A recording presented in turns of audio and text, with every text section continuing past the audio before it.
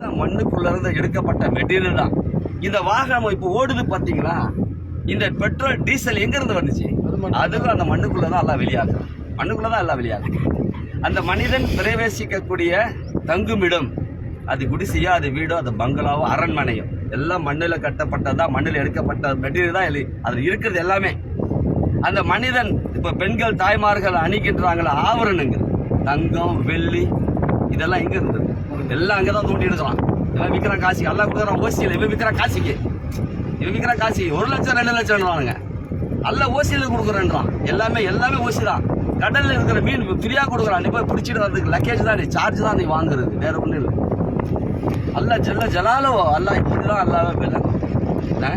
எந்த மாதிரி ஒரு மண்ணில் படைக்கப்பட்ட அந்த மனிதனை ஏட்டு செட் எல்லாமே ஒரு மண்ணை வச்சே முடிச்சுட்டான்னு சொன்னா அவன் எவ்வளவு பெரிய ஆட்சியில் உள்ளவன் இப்படித்தான் விளங்குன்னு அல்ல ஜல்ல ஜலாலவு தாய் வயிற்றுக்குள்ளேயும் வாழ வைப்பான், தரையிலையும் வாழ வைப்பான், தண்ணிக்குள்ளவும் வாழ வைப்பான், தண்ணிக்கு உள்ள இருக்கிற மீன் வயிற்றுக்குள்ளவும் வாழ வைப்பான், சுட்டு சாம்பலாக்குற நெருப்புக்கு உள்ளவும் வாழ வைப்பான், கல்லுக்குள்ளவும் வாழ வைப்பான், காட்டுக்குள்ளவும் வாழ வைப்பான், பூமிக்குள்ள வாழ வைப்பான், பூமிக்கு மேலே வாழ வைப்பான். அவன் தாங்க ரப்பு, அவன் தான் ரப்பு. தாய் வயிற்றுக்குள்ள எல்லாம் சொல்றான், தொப்புள் வழியாக நான் உணவு அனுப்பினேன், தொப்புள் வழியாகவே கழிவை வெளியெடுத்தேன்னு சொல்றான்லாம். தரையில் அவன் தான் வாழ வச்சு கொண்டு இருக்கிறான். நாம நினைச்சிட்டு இருக்கிறோம், என்ன நினைச்சிட்டு, நான் தாங்க ஆபீஸ்க்கு போறேன், நான் தாங்க கடைக்கு போறேன், நான் தான் வெளிநாட்டுக்கு போய் சம்பாதிச்சு பணம் அனுப்புறேன், அதை போட்டு போய் சாப்பிட பட்டா கிடப்பாங்களா? உணவுக்கு பொருட்படுத்திக் கொள்ளாத எந்த ஒரு ஜீவராசியை நான் உலகத்தில் படைக்கவில்லைன்னு சொல்றாங்களாம். வான பூமியை படைக்கிறதுக்கு 50,000 வருஷத்துக்கு முன்னாலே நான் எழுதுகோள் காஞ்சி போச்சு, எழுதுகோள் உயர்ந்து போச்சுன்னு சொல்றாங்களாம். வானம் பூமியை படைக்கிறது 50,000 வருஷத்துக்கு முன்னால எழுதிட்டேன்னு சொல்றாங்களாம். கடையை துறக்கிறது நீங்க, கஸ்டமர் அனுப்புறது அல்ல, வலையை விரிக்கிறது நீங்க, மீனை மாட்ட வைக்கிறது அல்ல, ஆபீஸ்க்கு போறது நீங்க, உடம்புல இருக்கிற உறுப்புகளை செயல்பட வைக்கிறது அல்ல. சின்ன ஒரு நரம்பு தட்டினாக்கா மயக்கம் போட்டு கீழே வந்தீங்கன்னா ஆட்டோவில் தூக்கிட்டு போய் ஹாஸ்பிட்டல் அட்மிட் பண்ணிட்டு வீட்டுக்கு ஃபோன் போடுறாங்க. நல்லா தாங்க வந்தார் உங்க ஆளு, இந்த மாதிரி ஆகிட்டாங்க, இந்த ஹாஸ்பிட்டல் அட்மிட் பண்ணிக்கிற, சீக்கிரமா வந்து பாருங்கன்றாங்க. எல்லாம் அவங்க கையில இருக்கு, கண்ட்ரோல் பூரா அவங்க கையில இருக்குதுங்க. எல்லா கண்ட்ரோல் அவங்க கையில இருக்கு. நம்மளாம் எல்லாம் பொம்மைங்க, எல்லாம் ஒண்ணும் கிடையாது. இந்த உலகம் என்பது வாகனம். இதில் வாழ்ந்து கொண்டிருக்கிற 850 கோடி மக்கள் பேசஞ்சர். ஸ்டாப்பிங் வந்தா இப்ப நம்ம போற வலிமா மண்டபம் வந்தா இறங்கிடும், அது வரைக்கும் வண்டியில் போவோம். இந்த உலகம் என்பது வாகனம். இதில் வாழ்ந்து கொண்டிருக்கிற 850 கோடி மக்கள் பேசஞ்சர். ஸ்டாப்பிங் வந்தா இறங்கிடும். அவங்க லக்கேஜ் என்னவோ அதை மட்டும் தான் எடுத்துட்டு இறங்க முடியும். அவங்க லக்கேஜ் என்ன அதை மட்டும் தான் எடுத்துட்டு இறங்குவாங்க. எம்டிஆர் இருக்கிறவங்க என்ன செய்ய முடியாது, லக்கேஜ் எடுத்துட்டு இறங்க முடியாது, காலியா தான் இறங்கணும். சூட்கேஸா, பேக்கா, பையா, மூட்டையா, முடிச்சா என்ன இருக்கு எடுத்துட்டு இறங்கணும்.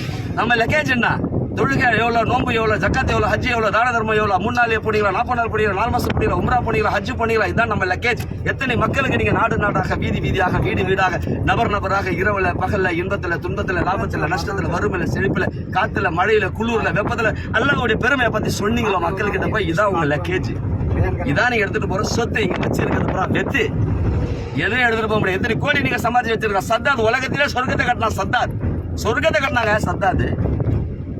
அவன் மௌத்தா போவான்னு தெரிஞ்ச கட்டிட்டு போனா, ஒரு கால் உள்ள ஒரு கால் வெளியே, ரூ எடுன்ட்டான்ல, சொர்க்கத்தை கட்டினான். காரூன் மாதிரி பணக்காரங்க உலகத்துல வந்ததில்லை, வரப்போறது எல்லாம் குரான்ல சொல்றான். காரூன் பெரிய பயில்வானுடைய கூட்டமே கஜானாவுடைய சாவிகளை சொந்துக்கிட்டு போவாங்க. அவ்வளவு பெரிய பணக்காரன். என்ன ஆச்சு அவனுடைய நிலைமை? பூமிக்குள்ள முழுகடிக்கப்பட்டுச்சு. அவனுடைய செல்வங்கள் அவன் சகாக்கள் பூமிக்குள்ள முழுகடிக்கப்பட்டுச்சு. அப்புறம் நானே அல்லான்னு அவனை தண்ணியில முழுகடிக்க வச்சான். இன்னும் வரைக்கும் அவனோட சடர்ல எல்லாம் வச்சிருக்கான் எகிப்துல, மிஸ்ர்ல. அல்ல ஜல்ல ஜலாலவு தாய் வயிற்றுக்குள்ளையும் வாழ வைப்பான், தரையிலையும் வாழ வைப்பான், தண்ணிக்குள்ள வாழ வைப்பான், தண்ணிக்குள்ள இருக்கிற மீன் வயிற்றுக்குள்ளவும் வாழ வைப்பான், சுட்டு சாம்பலாக்குற நெருப்புக்கு உள்ளவும் வாழ வைப்பான், கல்லுக்குள்ள வாழ வைப்பான், காட்டுக்குள்ள வாழ வைப்பான், பூமிக்குள்ள வாழ வைப்பான், பூமிக்கு மேலே வாழ வைப்பான். அவன் தாங்க ரப்பு. தாய் வயிற்றுக்குள்ள வாழ வச்சான். இப்ப தரையில அவன் வாழ வச்சு கொண்டு இருக்கிறான். தண்ணிக்குள்ள பல கோடான கொடி படைப்பு. 4ல் 3 பாகம் தண்ணி, 1 பாகம் தரை, அதுல பாதி மலைகள் காடுகள். அந்த பாதியில கால்வாசி மனிதன் தங்குமிடம், கால்வாசி மனிதன் உண்ணக்கூடிய உணவுக்குண்டான விளைநிலம். எந்த சின்ன ரவ விட்டல எல்லாம் வாழ வச்சு கொண்டு இருக்காரு இந்த 850 கோடி மக்களை.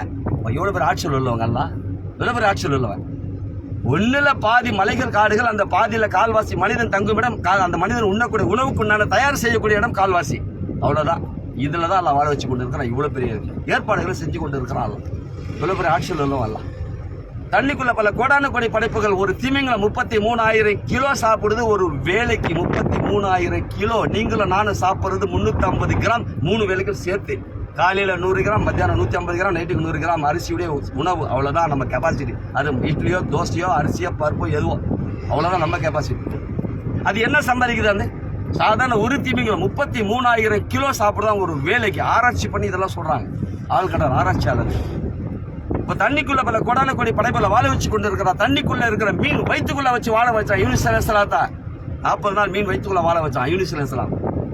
சுட்டு சாம்பல் ஆக்கிற நெருப்புக்குள்ள வாழ வச்சான் இப்ராஹிம் அலைஹிஸ்ஸலாத்த. 40 நாள் நெருப்புக்குள்ள இருந்தான் இப்ராஹிம் அலைஹிஸ்ஸலாம். கல்லுக்குள்ள காத்து நுழையாத கல்லுக்குள்ள சாலிஹ் அலைஹிஸ்ஸலாம் மக்களுக்கு தாவத் கொடுக்குறாங்க. அப்படியா ஈமான் எடுத்துக்கனா நாள் சொர்க்கம் இருக்குதா நரகம் இருக்குதா? அப்படியா இந்த பாறையில இருந்து ஒரு ஒட்டை இந்த வரைவுங்க பார்க்கலாம் சனையா வரணும். அது வந்தோட குட்டி போட இதெல்லாம் பால் கூட நக்கல் பண்ணாங்க. அடிச்சாங்க அசாத் அடிய வந்துச்சு ஒட்டகம் போட்டுச்சு குட்டி குடிச்சிச்சு பால். அந்த பாறைக்குள்ள ஒட்டகம் எப்படி இருந்துச்சு? எப்படி இருந்துச்சு?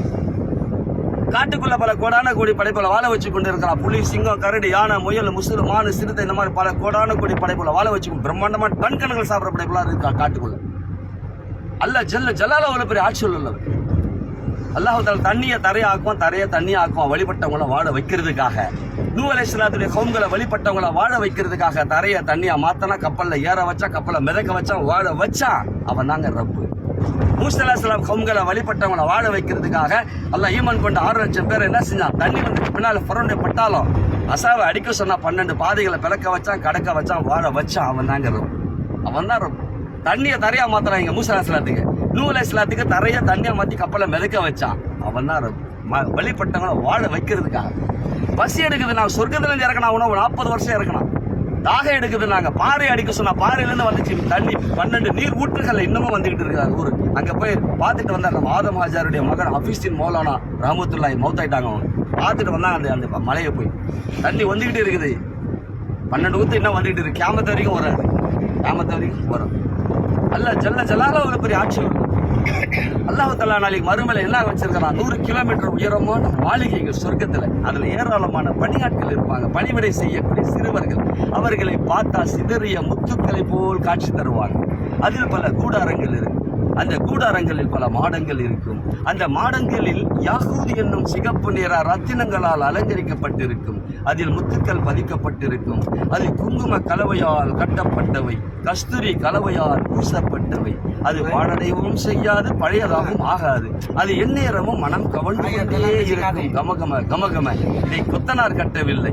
அல்ல ஜல்ல ஷானஹு தஆலா குன் ஆகுக என்ற வார்த்தையால் படைக்கப்பட்டவையாகும். அல்லாஹ் தஆலா என்ன சூரத்தில் வாக்கியாவில் அல்லாஹ் சொல்றான், என்னுடைய நல்லடியார்கள், என்னுடைய இறை நேசர்கள் எங்க இருப்பார்கள் தெரியுமா? முள்ளில்லாத இலந்தை மரத்தின் அடியிலும், அடி முதல் நுனி வரை அடுக்கடுக்காக தொங்கும் வாழை மரத்தின் அடியிலும், அடி சாயாத அடர்ந்த நிழலிலும், அல்லாஹ்வினால் ஓடவிடப்பட்ட நீர் ஊற்றுக்கு அருகாமையிலும், இன்னும் பல வகையான பழ வகைகளுக்கு மத்தியிலும் இருப்பார்கள்.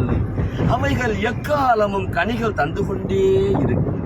காய்ந்து அற்று போகாதவை, உண்பதிலிருந்து தடுக்கப்படாதவை. இன்னும் உயர்தரமான விரிப்புகள் விரிக்கப்பட்ட கட்டில்கள் மீது அவர்கள் வீற்றிருப்பார்கள். இன்னும் அவர்களுடைய மனைவியர்களை நாம் பிரதியோகமாக உண்டாக்கினோம். இன்னும் அவர்களை கன்னியர்களால் நாம் ஆக்கியுள்ளோம். இன்னும் துணைவர்கள் மீது பாசமுள்ளவர்களாகவும் சமமான வயதுள்ளவர்களாம் நாம் ஆக்கியுள்ளோம். அவர் எப்படி படைச்சோம் தெரியுமா? கஸ்தூரி, குங்குமம், அம்பர், கற்பூரம் 4 கலவையால் படைக்கப்பட்டவர்கள். அவருடைய கெப்பாசிட்டி என்ன தெரியுமா? பிணத்துடன் பேசினால் பிணம் உயிர் பெற்றுவிடும். கடலில் எச்சில் துப்பினால் கடல் நீர் முழுவதும் இனிப்பாக மாறிவிடும். சூரியன் முன்னாடி சுண்டுவருடைய நுனியை நீட்டினால் சூரியனுடைய ஒளி தங்கிவிடும். வானத்திலிருந்து பூமி எட்டி பார்த்தால் பூமி முதல் வானம் வரை ஒளிமயமாக ஆகிவிடும். அவங்க துப்பட்டால இருக்க ஒரு நூலுக்கு இணையாக வந்து அந்த உலகம் பூரா சேர்த்தார். யாகுது மரகத கிளைகளில் விளையாடியவர், தஸ்லிம் என்னும் நீரை பருகியவர். 70 ஆடைகள் அணிந்திருப்பார்கள். அதுக்கு உள்ள இருக்கிற பாஷ் எல்லாமே வெளியே தெரியும். அல்லாஹ் வச்சிருக்கிற சன்மானங்கள். அல்லாஹ்வுடைய ஹை ரேஞ்சான நல்லடியார்களுக்கு 500 அறைகள் உள்ள மாளிகை சொர்க்கத்துல. ஒரு அறையில 5000 ஹூர்லின்கள் இருப்பாங்களாம் இவரை சந்தோஷப்படுத்துறதுக்காக. எங்க எஸ்ஹெச் ஹாஜர் ராம்நாடுல இஸ்திமால பேசுனாங்க. இந்த விஷயத்த நான் கேட்டேன். ராமத்துல்லாஹி அலைஹி. ஏன் இவன் உலகத்துல கலைச்சான் இல்லையா? தீனுக்காக சுத்தி கலைச்சான் இல்லையா? அல்லாஹ் தஆலா அங்கே சந்தோஷப்படுத்துறதுக்காக வேண்டி அவனுக்காக வேண்டி வைக்கப்பட்ட சன்மானங்கள்.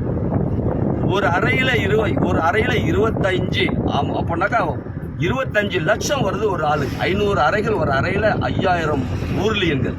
கால்கடல் போட்டு பார்த்தீங்க 25 லட்சம். ஒரு மனிதனை சந்தோஷப்படுது இவன் ஒருத்தன். அல்லாஹ் சந்தோஷப்படும். ஆனா அல்லாஹ் அங்க என்ன பண்றான்? 25 லட்சம் கொடுக்குறான் இவனை சந்தோஷப்படுத்த. நீ என்ன சந்தோஷப்படுத்தினியா? நான் உன்னை சந்தோஷப்படுத்துற பாத்தியா எப்படி பண்ற பாரு அப்படி. அல்லாஹ் எந்த கண்ணும் கண்டிடாது, எந்த காதாலும் கேட்டிடாது, எந்த மனதால எண்ணிடாது பிரம்மாண்டமான சொல் ரசமாலும் கே समय बोलते हैं. அதனால இன்ஷா அல்லாஹ் எல்லாரும் நியத்து வைங்க. அல்லாஹ்வுடைய பாதையில்